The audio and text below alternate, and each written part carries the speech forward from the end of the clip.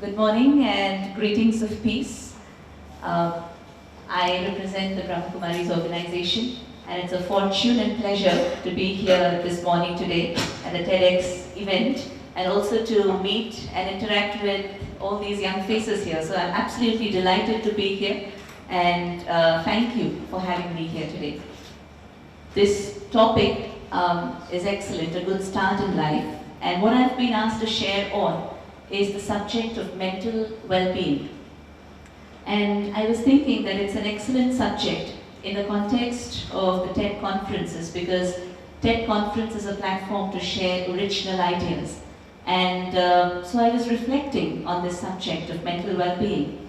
And one thing that I realized very clearly is for an idea to be original, it just has to be original. It can't be rehearsed, and it can't be made up, you know. So I have a written script with me, but I will try to not stick to the written script, because I believe in sharing something that's original and that's going to come right now at this moment. I remember very distinctly, because when I saw these young faces, I was reminded of my school days. And I was in 10th grade, and this was about many years, at least 20 years or more than that. This was the evening before the math exam, and I was feeling the sinking feeling in my stomach, because I come from a South Indian family, and traditionally in the South Indian families, at least a couple of decades ago, children were expected to take math up and study medicine or engineering or chartered accountant. Or become a chartered accountant. It was just these three options, and we didn't have anything else. And everybody in my family was very heady, doing very well into IIT Bombay and all the good schools, the good B schools. And so there was this immense pressure to perform. So I was able to manage pressure pretty well until class 10, but the board exams were a big one, because that would decide my future. And so I remember spending this evening before my math exam, when I was in my 10th grade, thinking about what will happen tomorrow. How is the paper going to be? What if I don't remember the formulae? What if I forget? What if something terrible happens? What if I fall ill? And I had all these questions again and again and again, and I would find it extremely difficult to get my mind off those questions and concentrate on study. And I tried doing it, but it was almost like a battle with the mind. The mind asking so many questions, and I wanting to shrug them off and focus back on the track. And so I burnt the midnight oil, like many of us do before exams. And I went to school, and even before I had started to give my exam, I was feeling completely drained out. And midway through the exam, I stopped and asked myself, why am I writing this? Because I wasn't motivated to give the exam anymore. Somehow, the paper was okay and the questions were okay, but somehow there was this thing that, why do I have to write and why do I have to perform? Why do I have to prove to the world, and what marks will I secure in the exam? Is that going to prove to the world who I am? This was the question that was coming to my mind even halfway while I was giving my paper. And I decided to just finish writing my exam and left many of the questions, because I wasn't motivated to give my exam, Anyway, but I made sure that I pass and, make it through. So that evening, I was reflecting. That was the last exam. And it was terrible, because I didn't feel like writing. And I was reflecting and I was asking myself, so now what? What happens when the results come out? And what if I don't make it? What if I don't get into the good college? What if I don't get into a good university? What if I don't get a good job? What if I don't have a good life? All these questions were in my mind. And then on the other hand, there was reality staring at my face. My exams were over, and I was free to do what I wanted to do. And I had all the time in the world to do what I wanted to do, to just enjoy and to relax for the next 2 months, because the result would be out in the next 2 months. And that day, I had to make a choice. Am I going to enjoy the present, the reality, or am I going to spend the next 2 months thinking about what's going to happen. And what most of us do is we spend a lot of time thinking about the outcome even before it has happened. And this is the fear of the unknown, the fear of the future that many of us live in. And that moment I realized that I am going to live in the present. Nothing doing. Whatever happens tomorrow, it can be taken care of. Because when I keep on thinking about what's going to happen tomorrow, what's going to happen next month, what's going to happen 2 months down the line, I totally miss the present. That was a very strong realization I had that evening, that night. And I decided no matter what, I am going to live in the present, face what comes to me, and enjoy every moment. I think mental well-being is very much about living in the present moment. Because if you look at your mind right now, just take a moment and see what's going on in your mind. You will catch your mind red-handed, either thinking about some event of the past, even if it's something about a minute ago, but it's still the past, or you will catch it thinking about something of the future. And this noise in the mind is just ongoing. It goes on and on and on and on. Have you seen insane people on the streets? You've seen people who are, or if you go to a mental asylum and you go and see the residents there, what happens? They keep on talking to themselves, they go on and on and on, and we don't know what they're talking about. And even they don't know what they're talking about. Actually, if you look at our minds, it's pretty much like that. The only difference between them and us is that we don't speak aloud. Yeah? If there were a machine invented to see what's going on in everyone's minds right now, and if all of that would be projected on the screen, how many of you would want to sit here? It's funny, isn't it? And this just goes on and on and on, and it's so noisy, so noisy. Mental well-being is not just the absence of mental illness, but indeed it is the ability to free the mind from the pulls of the past and the future and stay very much grounded in the present. Because what happens is when I am thinking of the future, I totally miss the present. And we always have this problem. If you look at how our relationships have evolved, we live our relationships based on this sort of thinking. I meet somebody, and I have a very good experience with them. They're very warm, very friendly. Suppose I came to this conference today, and there was this sister I met at the gate, and she welcomed me with a very sweet smile. There was a very warm, compassionate feeling about her. And I came in here, and I was very sweetly welcomed, and all of that. So this is a beautiful experience, but this experience is something that I am getting at this point in time, right now. In the next moment, this experience becomes the past. What the mind does is, it will translate this experience into some kind of a mental concept, and I create a reference point in the mind. So which means, if I get invited for another event in the school, say a month down the line, my mind will recall this experience and that concept that is inside. So going to Banyan Tree means that I will be welcomed with that beautiful smile and with that warmth. So there's that expectation that is generated even before I come to the event. Now when I come to the event, the next time, I have the expectation of seeing these people around me, and I have the expectation that they will welcome me with that warm smile, and I will feel the same amount of love, compassion, warmth. And I come here and I don't notice anyone there. Disappointment sets in.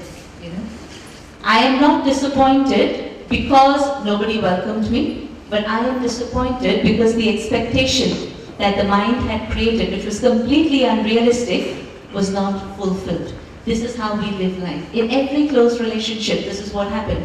This is what happens. Like when I was going to come to this event, I had written an email to some of my close friends, telling them that this is an event and I'm going to go to the event, and if you have any thoughts on the subject, please feel free to share. So some of them responded, and there was one good friend who usually always responds, but she didn't respond this time, and I immediately, the mind went on. What happened to her? Why did she not respond? Did she not see the email? Doesn't it matter to her anymore? Is she angry with me? And I had all these questions in my mind, and I was unable to concentrate on what was right there in front of me. I had gotten some good responses, excellent points from many others in that group, but somehow my attention wasn't there because my attention was caught up in my thinking about something that was an imagination created in the mind. It is this sort of behavior that completely limits our ability to be who we are. Let me take you to a movie theater. Imagine you're sitting on the seat and watching a beautiful movie on the screen. So you are very much there, connected, very involved with what is going on in the movie, connected to every scene that is coming in front of you. The screen of the theater, however, is very stable, very detached. The screen has no control over the scenes that are being shown in the screen, right? And you, sitting out there, are also detached. And that's the reason you're able to enjoy every scene that comes and goes. And you enjoy it, you're totally involved, you're totally connected, you're completely in it, yet you're detached. It's a beautiful experience, and you enjoy the movie for 3 hours. Now imagine if that screen, this screen, which shows these beautiful pictures, if that screen starts to shake, if that screen starts to have many, many ripples, what happens? The effect of what you're seeing is no longer clear. It's confusing. You don't enjoy it anymore. And then what happens is, suppose there's a storm and you get up from your seat, the storm pulls you out of your seat, and you go and get stuck to that screen on front. And you become a part of the screen. What happens? You don't enjoy the movie anymore. It's terrible, isn't it? The mind is like that. I, the pure being, conscious awareness, am separate from my mind. The mind is a beautiful tool. It's a gift given to me that I can use. However, if I identify myself with the mind, and if I allow the mind to start interfering in everything, then I lose the essence of who I am. I am that beautiful awareness seated behind the screen of the mind, trying to watch your mind as a screen and trying to see the scenes that are playing on the screen. And now what happens is these scenes come and go, come and go, come and go. You're able to enjoy it. If the mind starts to interfere, starts to interpret the scenes, starts to translate experiences, build mental concepts, starts to judge things, this is right, this is wrong, and then you start to identify with the mind, that separation is lost, and the whole experience of that event, of that present, is completely gone away. You lose it. You are here, but you're not here, mentally absent. So mental well-being is about being mentally present, completely focused, enjoying every moment that comes to you, because it's a gift and you're meant to be there for a purpose. So to acknowledge that purpose, to enjoy, and this happens when we are able to have a silent mind. When I'm able to sit on my seat of awareness as that beautiful conscient being, and then watch things on the screen of my mind, I am able to make the mind silent. And when the mind is silent, that is when I am able to enjoy every situation that comes to me and learn from that situation without allowing the mind to interfere and think, this is right, this is wrong. The words that I speak to you, I would suggest just sit back.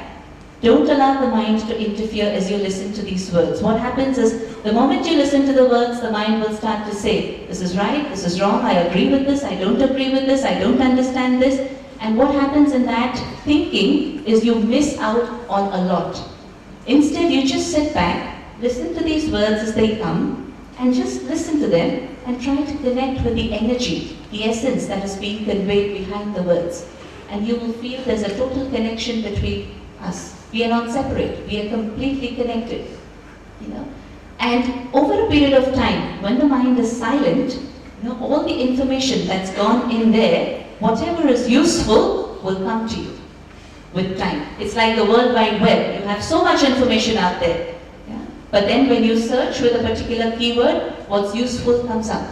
That's how the mind is. And so this technique of sitting back every morning and separating myself from my mind, being able to see my mind as a detached observer, and just experiencing that silence for a few moments is what is called as meditation. And it is this technique that will help us to ensure that the mind is healthy, the mind is silent, and hence learning happens every moment. It's not caught up in unrealistic expectations, not caught up in fears, not living in an imagination, in a world of imagination and fairy tales, but it's actually doing what is supposed to be done and enjoying the present, right? So I'll invite you to just sit back for a few minutes.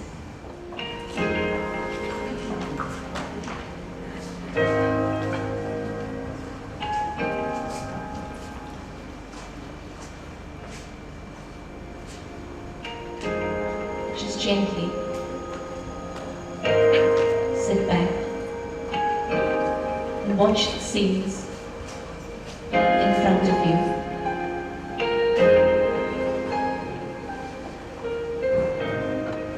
As they come one by one and they go.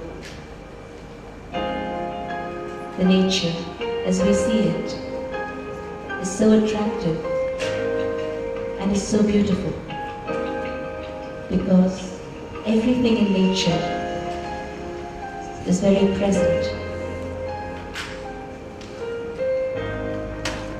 Nature does not bother about the past. Nature does not fear the future. But nature is just present in the moment. So today, let us take a few minutes to be seated on that eternal seat of awareness and see how it feels to be totally present in the moment.